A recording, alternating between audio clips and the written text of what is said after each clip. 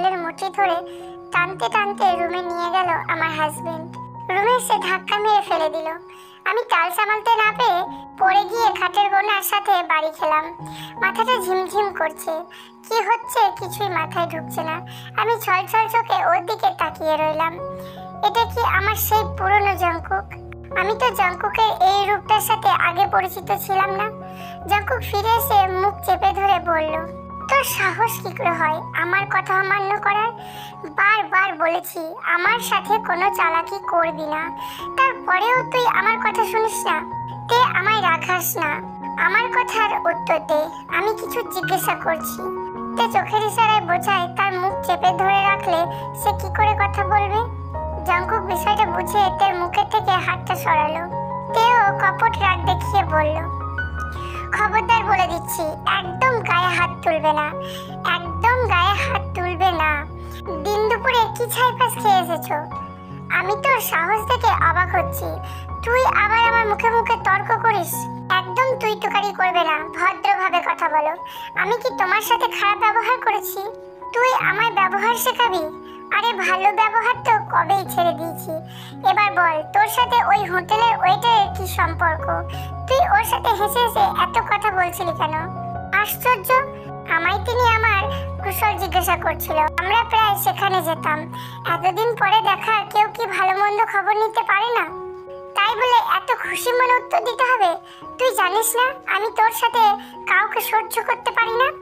তোকে বলেছিলাম না ছেলেদের সাথে কথা না বলতে, তাদের থেকে 10 হাত দূরে থাকতে। আমি ছাড়া কোনো ছেলের সাথে কথা তো দূরে থাক, নিজের চেহারাটাও তাদের না দেখাতে। তা না করে তুই তার সাথে এত হেসে হেসে কথা বললি কেন?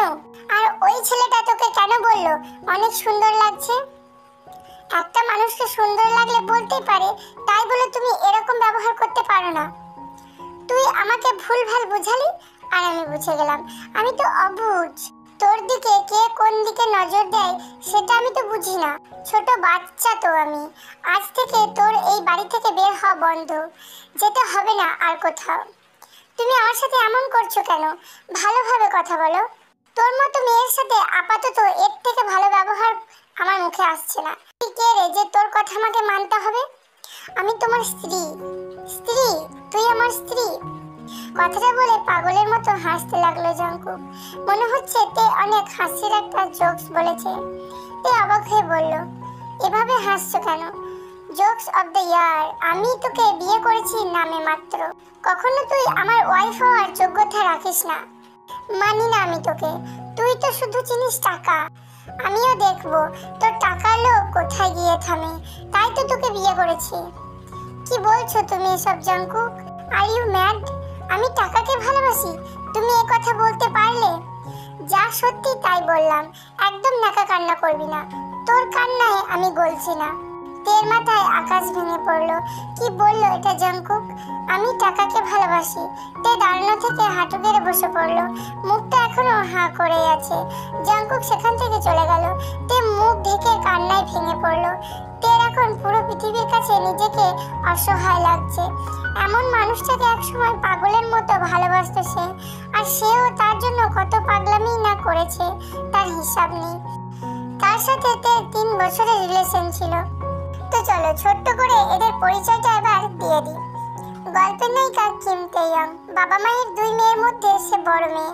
1 মাস আগে তে জঙ্কুকের সাথে বিয়ে হয়েছে। পারিবারিকভাবে নয়, জঙ্কুক জোর করে তেকে তুলে এনে বিয়ে করেছে।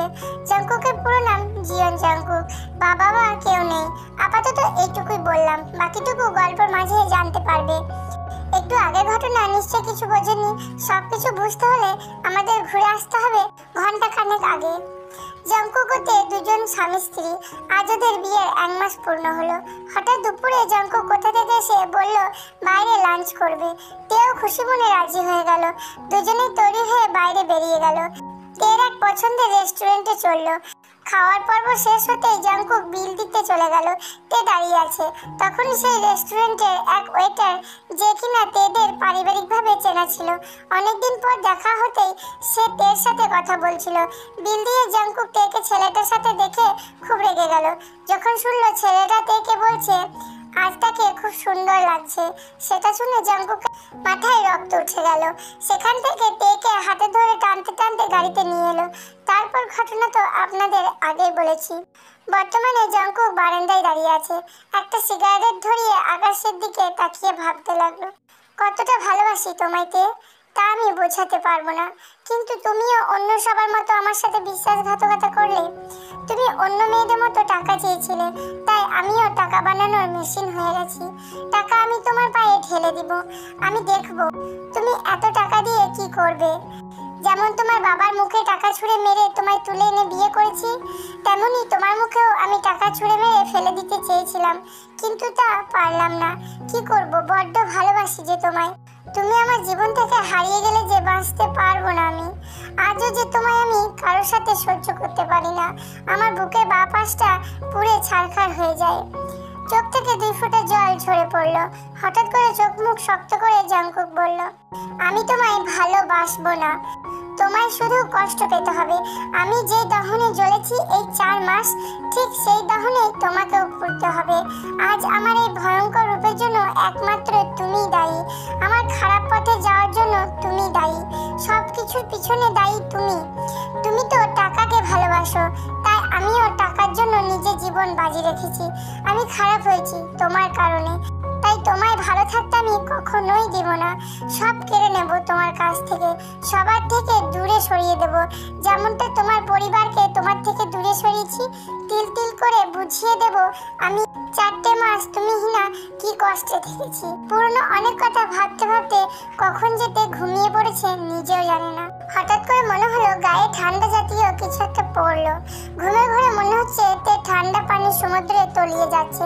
চোখ খুলে দেখলো সারা শরীর ভেজা, অনেকটা শীত শীত লাগছে। এত পানি কোথা থেকে এলো?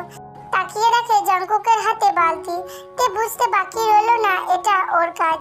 বরফ গলা পানি তে শরীরে ছুঁড়ে মেরে রাগি চোখে তাকিয়ে আছে জাঙ্কুক। ঠান্ডা পানি দিয়ে আমাকে ভিজিয়ে দিলেন কেন?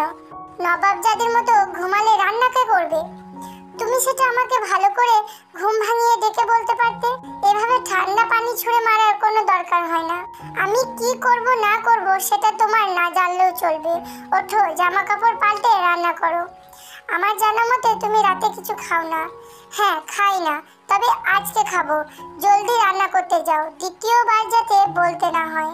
তে কিছু বলল না। তে ভালো করে বুঝতে পেরে যে এসব তাকে কষ্ট দেওয়ার জন্যই করছে। জামা পাল্টে কিচেনে চলে এলো। রান্নার কাজ মোটামুটি সবই পারে, শুধু স্পেশাল খাবারগুলো ছাড়া। তাদের রিলেশন থাকতে জাঙ্কুক তের হাতের চা খুব পছন্দ করত। একদিন তের চাচাতো ভাইয়ের সাথে এসে তার হাতে তৈরি চা খেয়েছিল। তারপর প্রায় বায়না ধরতো চা খাওয়ার জন্য। তে ফ্রিজ থেকে তরকারি ও চিকেনটা নামালো। রাতের জন্য মুরগির ঝাল করে ভুনা করবে আর বেগুনের তরকারি করবে। মাথাটা ঝিমঝিম করছে। হিম শীতল পানিতে সারা শরীর চুপচুপে ভিজেছিল। এখনো শীত শীত করছে। নিজের জন্য 1 কাপ চা ও আর 1 কাপ জাঙ্কুকের জন্য নিয়ে রুমে এসে ঢুকলো। জাঙ্কুক বারান্দায় বসে আছে। তে একটা ছোট্ট নিঃশ্বাস ছেড়ে বলল, নাও তোমার চা। আমি কি আনতে বলেছি? না, বলনি। আজকে একটু শীত শীত লাগছে, তাই ভাবলাম চা করি, দুজনে একসাথে পান করব। আমার জন্য এত আলগা দরদ তোমার না দেখালেও চলবে। আমি এখন চা খাবো না, নিয়ে যাও। তুমি তো আমার হাতে তৈরি চা খেতে খুব পছন্দ করো, আমিও সেই জন্য নিয়ে এলাম। বললাম না, আমার জন্য এত আলগা দরদ দেখাতে হবে না। আমি তোমাকে সহ্য করতে পারি না। এসব ন্যাকামো অন্য কোথাও দেখিও। তুমি প্লিজ শান্ত হও। কিসে শান্ত হব? এখনই আমার সামনে থেকে বিদায় হও, নয়তো তোমাকে যে আমি কি করব আমি নিজেও জানি না। আমার কথাটা তো পুরো কথা তের বলা হলো না। এর আগেই তার হাত থেকে চায়ের কাপটা নিয়ে গরম চা তের মুখের দিকে ছুঁড়ে মারলো। তে হাত দিয়ে মুখ আড়াল করায় মুখের মধ্যে পড়লো না, তবে হাতের কবজির দিকে জ্বলে যাচ্ছে। পুরো কাপের চা তের হাতে পড়েছে। ভাগ্য ভালো মুখে লাগেনি। তে ব্যথায় কুকড়ে উঠল। জাঙ্কুক তেকে না দেখে পাশ কাটিয়ে হনহন করে বাইরে চলে গেল। রান্নাঘরে এক হাতে বরফ নিয়ে বসে আছে তে। কিছু সময় রান্না করছে, তার কিছু সময় হাতে বরফ ধরে আছে। হাতটা জ্বলে পুড়ে যাচ্ছে। আগুনের সামনে থাকায় আরো বেশি জ্বলছে। তের চোখের জল টপটপ করে গাল বেয়ে নিচে পড়ছে। রান্না প্রায় শেষ পর্যায়ে। জাঙ্কুক তখন কোথায় বেরিয়ে গেছে কে জানে। তের চোখে জল। আমার সাথে এরকম ব্যবহার কেন করছো জাঙ্কুক? আমার ভুলটা কোথায় সেটাও বলো না। কোন পাপের শাস্তি পাচ্ছি আমি? যে জাঙ্কুক আমার গায়ে পিঁপড়া কামড় দিলে নিজেই ব্যথা পেত, ব্যস্ত হয়ে পড়তো আমায় নিয়ে, সে আমার সাথে এমন করছে। ওর বুকটা কি একটুও কাঁপলো না? এত পাষান্ত ও ছিল না? মাঝে মাঝে ইচ্ছা করে সব ছেড়ে চলে যেতে, কিন্তু কোথায় যাব? বাবার বাড়ির দরজা চিরজীবনের মতো আমার জন্য বন্ধ হয়ে গেছে। আত্মহত্যা করা মহাপাপ, না হলে আমি সেটাই গ্রহণ করে নিতাম। আমি আর পারছি না। সবাই আমাকে ভুল বুঝছে কেন? আমার কিছুই ভালো লাগছে না। কথাগুলো নিজের মনে বিড়বিড় করে বলে হু হু করে কেঁদে উঠল তে। নিজেকে আজ তার বড় অসহায় মনে হচ্ছে। জীবনটা কোথা থেকে কোথায় টেনে আনলো। একটা ঝড়ে তছনছ হয়ে গেল সব স্বপ্ন, আশা, ভরসা, সব কিছু। কোনো রকম রান্না শেষ করে তে এসে শুয়ে পড়লো। শরীরটা ভীষণ খারাপ লাগছে, মনে হচ্ছে জ্বর আসছে। অনেক রাত করে বাড়ি ফিরল জাঙ্কুক। ওর কাছে এক্সট্রা চাবি আছে সদর দরজার। রুমে এসে দেখলো তে গুটিসুটি মেরে বিছানায় শুয়ে আছে, ঘুমের ঘোরে কাঁপছে। জাঙ্কুক সামনে গিয়ে তের কপালে হাত রাখলো। যা ভেবেছি তাই, শরীর জ্বরে পুড়ে যাচ্ছে, হাতটাও তো ফোসকা পড়ে লাল হয়ে আছে। আজকে একটু বেশি রুট ব্যবহার করে ফেলেছি। এমনটা করা আমার মোটেও উচিত হয়নি। শত হোক, আমি এখনো তোমাকেই ভালোবাসি। আমি না চাইতেও পুরনো কথা মনে করে তোমায় কষ্ট দিয়ে ফেলি। I am sorry my dear, I really love you. তুমি যে আমার জান পাখি, কেন করলে তুমি আমার সাথে এমন? তোমাকে নিয়ে তো আমি ভালো থাকতে চেয়েছিলাম, কিন্তু তুমি। এসব মনে করে লাভ নেই। নিশ্চয়ই রাতের খাবার খাওয়া হয়নি। তখন ঠান্ডা পানি ছুঁড়ে মারা আমার একদম ঠিক হয়নি। অনেক জ্বর এসেছে, কপালে হাত রাখা যাচ্ছে না। কাবার থেকে কম্বল নামিয়ে তের গায়ে জড়িয়ে দিল। ড্রয়ার থেকে পোড়া ঘায়ে মলম বের করে তের হাতে লাগাতে থাকলো। খুব সাবধানে ফু দিয়ে মলম লাগাচ্ছে জাঙ্কুক, যাতে তার প্রেয়সীর ঘুম না ভাঙে। ঘুমের মধ্যে মনে হচ্ছে কেউ খুব যত্ন করে তার হাতে আলতো ছোঁয়ায় কিছু একটা লাগাচ্ছে। মাথা প্রচন্ড ব্যথা করছে, তাই চাইলেও তাকিয়ে দেখতে পারলো না কে করছে এটা। ফ্রেশ হয়ে আসতেই জাঙ্কুকের ফোনে একটা কল এলো। এক পলক তের দিকে তাকিয়ে ড্রেসিং টেবিল থেকে ফোনটা নিয়ে বারান্দায় চলে গেল। কলটা করেছে ওর পার্টনার সুগা। কি খবর বল? আজকে একটা বড় ডিল পেয়েছি, নগদ 10 লাখ টাকা ক্যাশ দিয়ে দেবে। কখন করতে হবে? আজ রাতের মধ্যে। তাহলে ডিলটা ক্যান্সেল করে দে। আজকে রাতে কোথাও বের হতে পারবো না আমি, বাসায় থাকতে হবে। কি বলছিস তুই? এতগুলো টাকা হাতছাড়া করব? বাসার সব কাজ পরে করিস, আজকে চলে আয়। 10 লাখ টাকা পেলেই 2 সপ্তাহ। আমি বলছি না মানা করে দিতে? ব্যাস মানা করে দিবি। ভালো করে জানিস আমি এক কথা দ্বিতীয়বার বলি না। কিন্তু এতগুলো টাকা আমি কাজটা করতে পারবো না। কালকে হলে বলিস করে দিব, তবে আজকে আমার পক্ষে কিছুতেই সম্ভব নয়। আমি বলছিলাম কি, সুগা পুরো কথাটা শেষ হওয়ার আগে জাঙ্কুক কলটা কেটে দিয়ে ফোনটা অফ করে দিল। আজ কোথাও বের হবে না। তেকে এই অবস্থায় রেখে কোথাও যেতে মন সায় দিচ্ছে না। শান্তশিষ্ট ভদ্র ছেলে জাঙ্কুক আজ প্রফেশনাল সিরিয়াল কিলার। টাকার বিনিময়ে মানুষ খুন করে। যে ছেলেটা মাসখানেক আগে ফল কাটা ছুরি ধরতে ভয় পেত, আজ তার কাছে অবৈধ রিভলভার আছে। ব্যাপারটা খুব অদ্ভুত, তাই না? তবে জীবন নামক তরিটা কখন কোথায় ভিড়ে তার কেউ বলতে পারে না। বারান্দা থেকে 2টা সিগারেট টেনে রুমের ভেতরে ঢুকলো জাঙ্কুক। তে ছোট্ট বাচ্চার মতো শুয়ে আছে। মাথায় জলপট্টি দিয়ে দিল জাঙ্কুক। একবার চেয়েছিল তেকে ডেকে খাওয়াতে, 2-3 বার ডাকও দিয়েছিল, কিন্তু তে কোনো উত্তর দেয়নি। তাই ওকে ডিস্টার্ব করলো না জাঙ্কুক। কম্বলের নিচে গিয়ে তেকে শক্ত করে জড়িয়ে ধরে নিজেও ঘুমিয়ে পড়লো। আকাশ ভেঙে বৃষ্টি। অনেক দিন ধরে বৃষ্টিতে ভেজা হয় না। অবশ্য বৃষ্টিতে ভেজা তের পছন্দ না। বারান্দায় দাঁড়িয়ে আকাশ দেখছে। পুরো আকাশটা ঘন কালো হয়ে আছে, ঠিক তার জীবনের মতো। জাঙ্কুক বাড়িতে নেই, সারা বাড়িতে তে একা। তে জানে না জাঙ্কুক কি কাজ করে। যার কাছে মাস শেষে চলার মতো কোনো কিছুই থাকতো না, আজ তার নিজস্ব দোতলা বাড়ি আছে, গাড়ি আছে। তবে তে এতটুকু বুঝতে পেরেছে যে জাঙ্কুক কোনো ভালো কাজ করে না। ভালো কাজ করলে মাত্র 4 মাসের মধ্যে এত কিছু করা সম্ভব নয়। কিছু সময় পর সদর দরজায় কড়া নাড়ার শব্দ পেল। বুকটা ধুক করে উঠল তের। এই ঘোর বর্ষণে কে এলো? আমাকে কেউ মেরে রেখে গেলেও তো কেউ খবর পাবে না। দরজাটা কি খুলবো নাকি খুলবো না? যদি কেউ খারাপ উদ্দেশ্যে আসে তখন আমি কি করব? বাসায় আমি ছাড়া তো আর কেউ নেই। ধুর, মাথা কাজ করছে না। মনের মধ্যে দ্বিধাদ্বন্দ্ব নিয়ে তে দরজার সামনে দাঁড়ালো। বেশ কয়েকবার কাঁপা কাঁপা গলায় জিজ্ঞাসা করলো, কে আছে ওখানে? তের মনে হলো জাংকুকের গলা, তাই জলদি করে দরজাটা খুলে দিল। দরজা খুলে তে দেখে জাংকুক পুরো চুপচুপে ভিজে আছে, বৃষ্টিতে ভিজে একাকার। এ কি, তুমি তো দেখছি পুরো কাক ভিজে হয়ে আছো। জলদি রুমে আসো, নয়তো ঠান্ডা জ্বর বাঁধিয়ে বসে থাকবে। এত ভিজে আসতে কে বলেছে? রাস্তায় একটু অপেক্ষা করতে, বৃষ্টি কমলে চলে আসতে।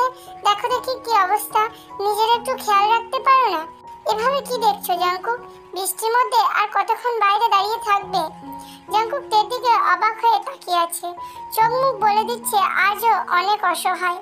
তেকে অবাক করে দিয়ে ভেজা শরীরে তেকে শক্ত করে জড়িয়ে ধরলো, কাঁধে মুখ গুজে ফুপিয়ে কেঁদে উঠলো। তে কিছুই বুঝতে পারছে না। জাংকুক, কি হয়েছে তোমার? তুমি কাঁদছো কেন? আমায় বলো কি হয়েছে। সরি জান পাখি, আই এম রিয়েলি সরি। আমি তোমাকে না জেনে কতটা কষ্ট দিয়ে ফেলেছি, আমায় মাফ করে দাও প্লিজ। কি হয়েছে বলবে তো, আমি নয়তো কিছুই বুঝবো না। আমি তোমাকে ভুল বুঝেছি এতদিন, আমাকে ভুল বোঝানো হয়েছে। আমি সঠিক কথা না জেনে তোমার উপর অবিচার করেছি। আমাকে জেনে একটা ছেলের সাথে এডিট করা ছবি দেখিয়েছিল, যেটা দেখে আমি বিশ্বাস করে নিয়েছি। তোমার নামে অনেক বাজে বাজে কথা বলেছে। আমি প্রথমে বিশ্বাস না করলেও ওই এডিট করা ছবিগুলো দেখে আমিও বোকার মতো বিশ্বাস করে নিয়েছি। ওই মেয়েটার নাম জেনি, যে আমাকে অনেক পছন্দ করতো। হ্যাঁ, জেনি আমাকে পাওয়ার জন্য এসব করেছে। আজ নিজে এসে সব সত্যি বলে গেছে। তে চোখ দিয়ে পানি গড়িয়ে পড়লো। আমি জানতাম জাংকুক আমাকে ভুল বুঝেছে। আজ চোখ থেকে যে পানি পড়ছে সেগুলো দুঃখের নয়, বরং আনন্দের। আমার বিশ্বাস ছিল জাংকুক আমার ভুল বুঝেছে, আজ তা সত্যি হলো। কিন্তু সবকিছু এত সহজ নয় জাংকুক। তে কথাগুলো মনে মনে বলল, এসব কথা এখন বাদ দাও, তাড়াতাড়ি গিয়ে ফ্রেশ হয়ে নাও, জ্বর এসে পড়বে তো। তুমি আমাকে ক্ষমা না করলে আমি এমন ভাবেই থাকবো। আগে বলো, তুমি আমায় মাফ করে দিয়েছো? তুমি যদি আমায় মাফ না করো তাহলে সারাদিন এভাবেই থেকে নিজেকে শাস্তি দেব। আমি তোমার উপর মোটেও রেগে থাকিনি, কারণ আমি জানি তোমার কোথাও ভুল হচ্ছে। একটা বেগুনি রঙের শাড়ি পরে বারান্দায় দাঁড়িয়ে আছে তে। জাংকুক ফ্রেশ হতে গেছে। বেগুনি রংটা ওর খুব প্রিয়। আজকে আমার খুশির দিন। অবশেষে আমাদের ভুল বোঝাবুঝির অবসান ঘটলো। 4 মাস আগেও আমি এই রঙের শাড়িটা পরে জাংকুকের জন্য অপেক্ষা করছিলাম, কিন্তু ও সেদিন আসেনি।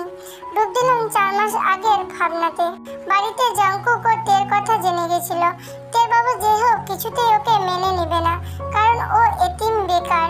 স্বাভাবিকভাবে কোনো মা বাবাই তার মেয়েকে বেকার ছেলের হাতে তুলে দিবে না। তের ক্ষেত্রেও ব্যতিক্রম হয়নি। যে হোক সাফ সাফ বলে দিয়েছিল এমন ছেলের সাথে তের বিয়ে কিছুতেই দেবে না। তখন তের উপর দিয়ে অনেক প্রেসার যাচ্ছিল, একদিকে পরিবার আর একদিকে জাংকুক। জাংকুক একদিন ফোন দিয়ে তেকে বলল ওর সাথে দেখা করতে, কিন্তু তখন তের বাসা থেকে বের হওয়াটা খুব টাফ হয়ে গেছিল। তারপরেও অনেক কষ্ট করে সেদিন ওর পছন্দের বেগুনি রঙের শাড়ি পরে পার্কে গিয়ে টানা 3 ঘন্টা দাঁড়িয়েছিল, কিন্তু জাংকুক আসেনি। ওই দিনে ঘটনার পর জাংকুক কোনো খোঁজ খবর পাচ্ছিল না তে। ফোন বন্ধ, বন্ধুরাও বলতে পারে না কোথায় গেছে। ঠিক সেই মুহূর্তে যে হোক তের বিয়ের জন্য প্রেসার দিচ্ছে। তে মেন্টালি ভাবে চাপে পড়ে যায়। 4 মাস কেটে গেল। 4 মাস পর যেদিন তেকে এক ছেলের পক্ষ থেকে দেখতে আসছিল, সেদিন জাংকুকও হাজির। সবার সামনে সেদিন জেহপের মুখে টাকা ছুঁড়ে মেরে তেকে জোর করে তুলে নিয়ে বিয়ে করেছিল। জেহপের সেদিন মান সম্মানে এতটাই আঘাত পেয়েছিল যে তের জন্য তাদের বাড়ির দরজা সারা জীবনের জন্য বন্ধ করে দেয়। তে অনেকটা ভেঙে পড়েছিল, তবে খুশি খুশিও লাগছিল, কারণ তার 3 বছরের ভালোবাসা জাংকুক তার হচ্ছে। কিন্তু তের ধারণা ভুল করে দিয়ে জাংকুক একের পর এক তের সাথে শারীরিক ও মানসিক টর্চার শুরু করে দিল। চোখে কোনা বেয়ে পানির ফোঁটাগুলো পড়ছে। হঠাৎ জাংকুক পেছন থেকে তেকে জড়িয়ে ধরলো। চলো খাবার খাবে। কি রান্না করেছো আজ? বৃষ্টি দেখে খিচুড়ি রান্না করেছি, সাথে ডিম ভুনা। তোমার তো বৃষ্টির দিনে এসব পছন্দ। তুমি আমার পছন্দগুলো মনে রেখেছো? সারা জীবন মনে রাখবো। আমার একটা কথা রাখবে তুমি? হ্যাঁ বলো। আমার সাথে যা করেছো করেছো, কিন্তু বাবার সাথে তুমি কাজটা ঠিক করনি। শত হোক তিনি আমার বাবা। তুমি যদি তার কাছে মাপ চাও তাহলে নিশ্চয়ই তিনি মাফ করে দিবেন। বাবা মা কখনো তার সন্তানের সাথে রাগ করে থাকতে পারে না। তুমি আর আমি যদি গিয়ে মাফ চাই তাহলে তারা মানা করতে পারবে না। তুমি কি আমার সাথে গিয়ে তাদের কাছে মাফ চাইবে? নিশ্চয়ই আমি যাব। জাংকুক, তুমি সেদিন কেন বলেছিলে আমি টাকাকে ভালোবাসি? সেদিন জেনি আমায় একটা ভিডিও ক্লিপ দেখিয়েছিল, সেটাই তুমি একটা ছেলের কাছে টাকা চাইছিলে। আমি বিশ্বাস করে নিয়েছি সেটা। একটাবার তুমি আমায় জিজ্ঞাসা করতে পারতে আমি সত্যি কি সেটা করেছিলাম কিনা। তুমি সেটা না করে 4 মাস নিজেকে আমার থেকে দূরে রেখেছো। তুমি ভেবেছো তোমাকে ছাড়া আমি ভালো ছিলাম, কিন্তু বিশ্বাস করো জাংকুক, আমি একটাও দিন ভালো ছিলাম না। সরি তে, প্লিজ আমায় মাফ করে দাও। আমার জায়গায় তুমি হলে কি করতে জাংকুক? এতদিনের সম্পর্কে এইটুকু বিশ্বাস রাখতে পারোনি আমার উপর? আমার ভালোবাসা এতই ঠুনকো ছিল? তে চোখের জল মুছে হালকা হেসে বলল, তবে হ্যাঁ, তুমি যদি আমাকে অবিশ্বাস করো তাহলে অবশ্যই আমাকে জিজ্ঞাসা করে নেবে। অন্যের কথা শুনে কখনো আমাকে চার্জ করবে না। আমি কিন্তু তোমায় দ্বিতীয়বার ছেড়ে দিব না। জাংকুক তেকে ছেড়ে দিয়ে তের সামনে হাঁটু গেড়ে বসলো, কান ধরে বাচ্চা ফেস করে বলল, আই এম সরি, আর কখনো এমন করব না। এই কান ধরছি। আমার পাগলিটা কি এখনো আমার সাথে রাগ করে থাকবে? কি করলে মহারানী রাগ ভাঙবে? দয়া করে আমায় বলবেন কি? আমি যা চাইবো তাই দেবে তুমি? নিশ্চয়ই আমার জান পাখি। তুমি আমার মাথা ছুঁয়ে প্রমিস করো আমি যা চাইবো তাই দিবে। জাংকুক তের মাথায় হাত রেখে বলল, তোমার মাথা ছুঁয়ে বললাম তুমি যা চাইবে তাই দিব। জাংকুক, তুমি এই খারাপ রাস্তা থেকে চলে এসো। আমি জানি সেটা সম্ভব নয়, তারপরেও তোমাকে পারতে হবে। আমি সেদিন ড্রয়ারে রিভলভার দেখে বুঝে গেছি তুমি ঠিক কি কাজ করো। প্লিজ এই রাস্তা থেকে সরে আসো। টাকার জন্য তুমি মানুষ খুন করো, এটা আমি মেনে নিতে পারবো না। আমার জন্য যেহেতু খারাপ হয়েছে, ভালোটাও আমার জন্যই হও। আমি কখনোই তোমার কাছে টাকা চাইনি, চেয়েছি তোমাকে। তুমি এই পথটা থেকে সরে এসো। কিন্তু এখন তো তা সম্ভব নয়। সবই সম্ভব জাংকুক। আমাদের এত কালো টাকা, বাড়ি, গাড়ি প্রয়োজন নেই। আমরা এগুলো এতিমখানায় দান করে নিরুদ্দেশ হয়ে যাই, যেখানে আমাদের কেউ খুঁজে পাবে না। আমাকে একটু ভাবতে সময় দাও তে। তুমি ভাবতে পারো, তবে তুমি যদি তোমার এই খারাপ প্রফেশনটাকে বেছে নাও তাহলে আমি তোমার জীবন থেকে হারিয়ে যাব সারা জীবনের জন্য। একদম চুপ, কখনো এসব কথা বলবে না। আমি তোমাকে ছাড়া থাকতে পারবো না। আমি 4 মাস তুমিহীনা অনেক কষ্টে ছিলাম। আমার মনে হয়েছিল তোমাকে সারা জীবনের জন্য হারিয়ে ফেলেছি, কিন্তু একবার যখন তোমাকে নিজের করে পেয়েছি কখনো তোমায় হারাতে দিব না। নিজের সব কিছু দিয়ে আগলে রাখবো। ভীষণ ভালোবাসি তোমায়। আমার ভালো থাকার কারণটাই যে তুমি। সেদিন দুপুরে একসাথে খাওয়ার পর তের সাথে জাংকুকের তেমন কোনো কথা হয়নি। সারাদিন রাত জাংকুক ভেবেছে কি করবে, ও উত্তরও খুঁজে পেল। বেশ কিছুদিন পর ট্রেন চলছে আপন গতিতে। তেও জাংকুক ট্রেনে বসে আছে। নিরুদ্দেশ ভ্রমণে বের হয়েছে, জানে না কোথায় যাবে। বাপের টাকায় কামানো সকল জিনিস এতিমখানায় দান করে দিয়েছে জাংকুক। বাবা মায়ের কাছ থেকে মাপ চেয়ে সবার অজান্তে রাতের অন্ধকারে পাড়ি দিয়েছে অজানায়, যেখানে কেউ তাদের চিনবে না। তে জাংকুকের কাঁধে মাথা রেখে চোখ বন্ধ করে আছে। তার চুলগুলো এলোমেলো ভাবে বাতাসে উঠছে। এই, তুমি কাঁদছো কেন? কিছু না, এমনি। তোমার কি আমার সাথে যেতে ইচ্ছা করছে না?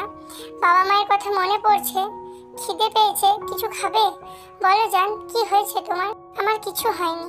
সব কান্নার কারণ দুঃখ হয় না, কিছু কিছু কান্না আনন্দেরও হয়। আমার কান্নাটাও আনন্দের। আজ আমি অনেক খুশি।